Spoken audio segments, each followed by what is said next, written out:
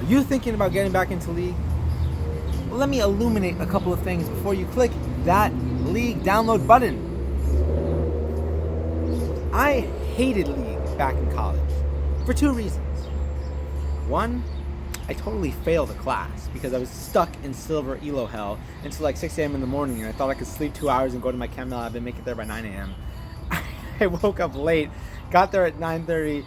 The TA started screaming at me, and I was like, "What's my grade?" And she's like, "I can't tell you a grade." And I'm like, "You know what? I'm done." So I stepped out of the room, and she's like, "Where you going?" And I'm like, "I'm out of here." And then I dropped the class, got a haircut, said omelette du fromage, and continue on with my life. And number two, when I was in college, I didn't have a lot of life experience. So everything was me.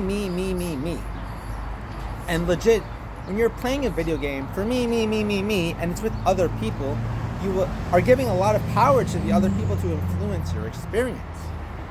Nowadays, I really do enjoy playing League because it's no longer about me.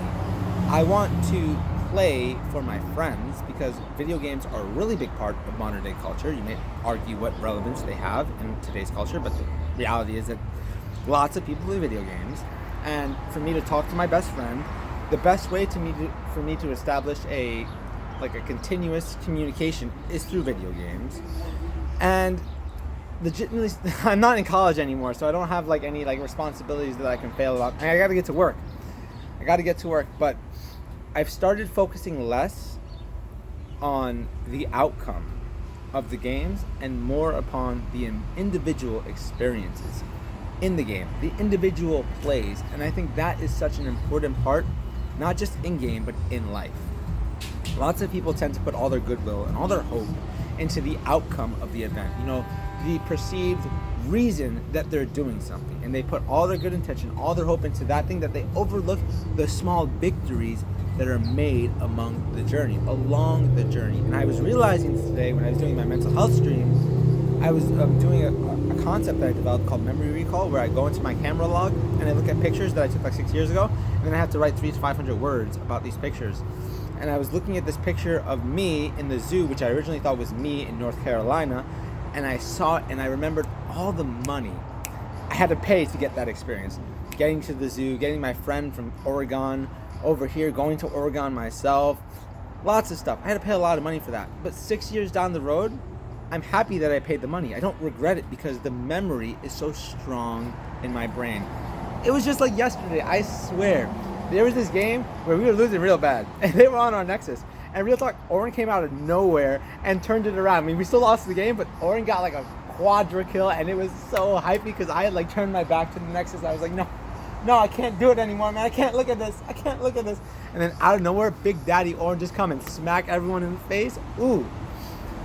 When we're looking at mental health and we're looking at video games, I think there's a big correlation between video games, a language of culture, and mental health, right? And how we perceive ourselves in-game does actually affect our out-game a lot. And there are two types of scenes here. There's casual and there's competitive. I think that both of them are really relevant. It's a lot more toxic with competitive play, but I do believe that casual play is not as toxic, but it's not as productive. It's not as great, because if you normalize losing and you normalize this fact that, I don't want to do it anymore because I'm losing so much. And that happens to me all the time in Bronze Elo. I lose a lot. I'm really, really bronze. Then when you're outside in life, you're probably not going to want to try as hard to win, right? And I think the aspect of trying hard, putting yourself out there, will pay dividends in the future. And this is something that we can learn in games. I used to do surrenders all the time. I used to be like, oh, I'll just surrender, man. I got a bad start, whatever. Nowadays, real talk, nah.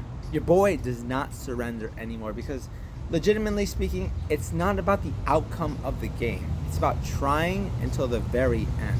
Because when you can see something through to the end in a video game, you're more likely to want to see something through to the end in real life.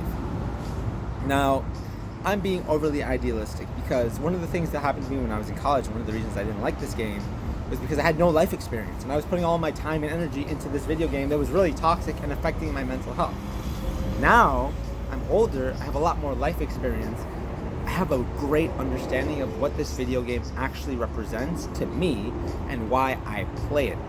And those are probably like the biggest recommendations I would give to new players. Try to figure out what the game means to you and why you want to play it.